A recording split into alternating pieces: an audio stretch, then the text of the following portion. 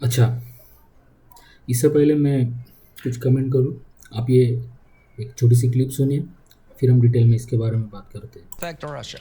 I've got 84 co-sponsors for a Russian sanctions bill that is an economic bunker buster against China, India, and Russia for their brutal invasion, Russia's brutal invasion of Ukraine. I think that bill's going to pass. We're going to give President a waiver. It'll be a tool in his toolbox to bring Putin to the table. Is it time to vote on that bill? It's time to vote. Putin is getting worse, not better. Give the president a bunker buster tool economically to get Putin to the table. Putin is more aggressive, not less. It's time to change tactics when it comes. अच्छा, तो आप लोगों ने अभी इन्हें सुना। अगर समझ में नहीं आया तो मैं आपको समझाता हूँ। तो पहले तो देखिए, आप लोगों को बता दूँ ये जनाब है कौन। तो ये एक यूएस सेनेटर है, लिंडसे ग्राहम। ये एक मीडिया में किसी को इंटरव्यू दे रहे थे और उस दौरान इन्होंने एक बातचीत के दौरान ये बोला कि हम यूएस के अपर हाउस में एक बिल पास करने वाले हैं जो मोस्ट प्रोबेबली पास हो जाएगा, and it will be a bunker buster for economic bunker buster for Russia, China and surprisingly इसमें इन्होंने इंडिया का भी नाम शायद रखा है। अब इंडिया क्यों? देखिए, ये बात बिल्कुल समझ से बाहर है कि हमेशा जब भी कोई यूएस सेनेटर बात करता है, मीडिया के सामने आता है, तो इनको क्या इसमें खुशी मिलती है कि ये इंडिया जैसे एक अच्छे अलाय को टारगेट करते हैं along with Russia and China. जबकि रशिया और चाइना ने बहुत बार या हमेशा एक इनकी कोशिश रहती है कि अमेरिका को किसी तरह से नुकसान पहुंचाए। भारत ने कभी भी ऐसा कोई काम नहीं किया है। भारत के बहुत सारे, मतलब हम टेक्निकल एस्पेक्ट्स पे देखिए, फार्मास्यूटिकल्स में देखिए, एग्रीकल्चर में देखिए, हर जगह पे हम साथ मिलके अच्छा काम कर रहे हैं। और भी जगह पे बहुत सारे स्कोप है। बहुत अच्छे रिलेशन आज तक भारत यूएसए के रहे हैं। बैक चैनल में ठीक है, हर कोई अपनी बात सोचता है दूसरे से पहले, लेकिन ये जो लोग हमेशा मीडिया के सामने आके भारत को चीन और रशिया के सामने साथ में घसीट के लपेट देते हैं, ये बात देखिए सही नहीं है। अब देखिए, ऐसा क्यों, ये सवाल का जवाब ज़रूरी है। तो ऐसा इसलिए क्योंकि ये भारत को देखते हैं एज ए कम्पिटिटर। आने वाले भविष्य में भारत जिस तरह से गतिमान है, इनके लिए ये एक कॉम्पिटिटर है और वो चाहते हैं कि हम भारत को डिरेल करें, भारत की प्रगति को डिरेल करें। और ये बड़ी ऑब्वियस सी बात है। कोई भी देश, कोई भी व्यक्ति, इस नेचुरल फेनोमेना, जो ताकतवर होता है वो अपने से कम ताकतवर को दबाने की कोशिश करता है, और कोशिश उसकी ये रहती है कि वो ज़्यादा ताकतवर ना बने। अब इस चक्कर में ये भारत के ऊपर ये सैंक्शन शायद लगा दे। अच्छा, इस बिल में है क्या? अच्छा, इस बिल में ये है कि कोई भी देश जो रशिया से क्रूड ऑयल, नेचुरल गैस और यूरेनियम खरीदेगा, उनको ये पनिश करेंगे विथ टैरिफ्स।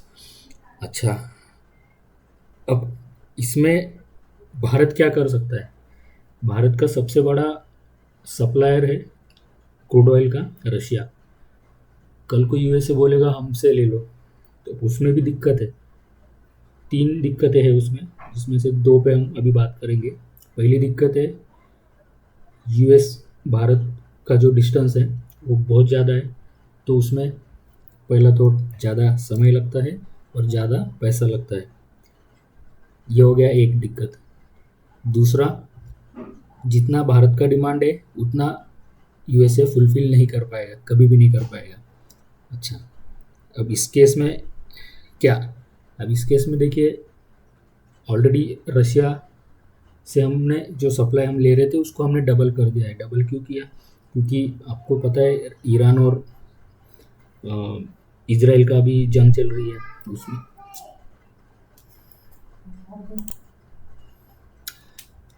तो इस जंग का नतीजा ये है कि अभी स्ट्रेट ऑफ हार्मोज, मैं आपको लेके चलता हूँ उस एक स्क्रीन पे, और देन विल डिस्कस। जी हाँ, तो ये देखिए,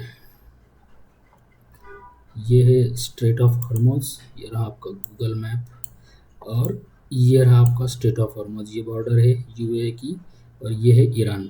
तो देखिए इस पे ईरान का लगभग पूरा ईरान के हिस्से में ये आता है, तो ईरान यहाँ पे अभी ब्लॉकेड करने वाला है।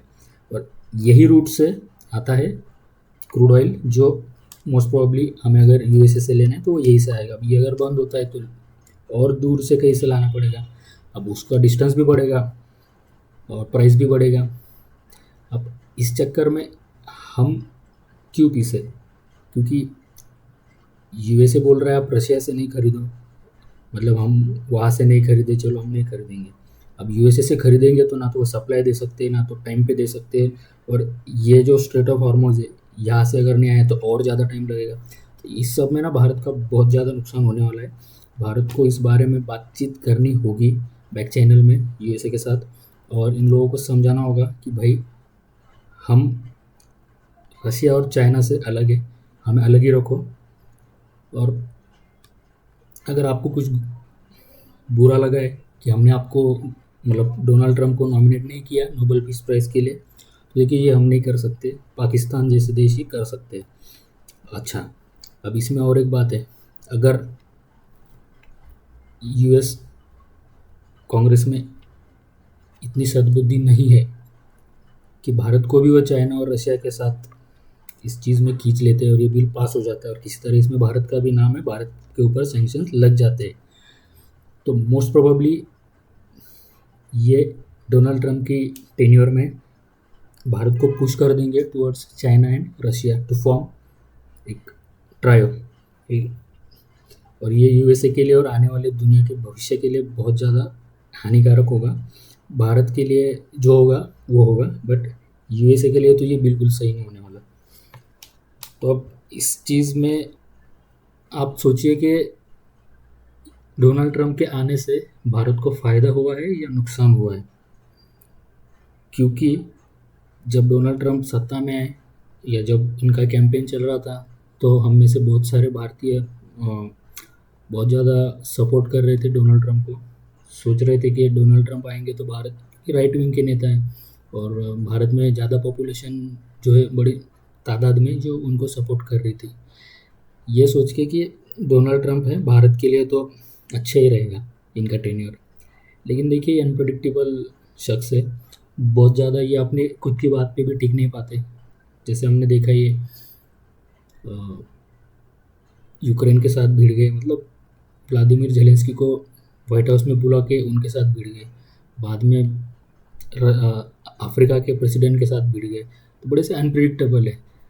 याद होगा रिसेंटली इलॉन मस्क के साथ भिड़ गए, चलो अंदर खाने में इनके झगड़े थे वो सोशल मीडिया पे लेके आए, तो इनका कोई भरोसा नहीं है। ये पाकिस्तान को करीब लेके बैठे हैं जस्ट बिकॉज कि वो बिटकॉइन में ट्रम्प के फैमिली को थोड़ा सा बैक चैनल्स में सपोर्ट कर रहे। उसके अलावा नोबेल पीस प्राइज़ इन्होंने नॉमिनेट किया है। मतलब इस फनी यूएस प्रेसिडेंट, अब दुनिया का सबसे ताकतवर देश सो कॉल्ड, और उसका सबसे ताकतवर शख्स उसका प्रेसिडेंट इतनी बचकानी हरकतें आजकल कर रहे हैं, बट क्या ही कर सकते हैं। इस टॉपिक पे अब ये रुकने वाला तो है नहीं, आगे भी बहुत सारी डेवलपमेंट्स होंगी, तो हम साथ में बने रहेंगे। तब तक के लिए जय हिंद, जय भारत।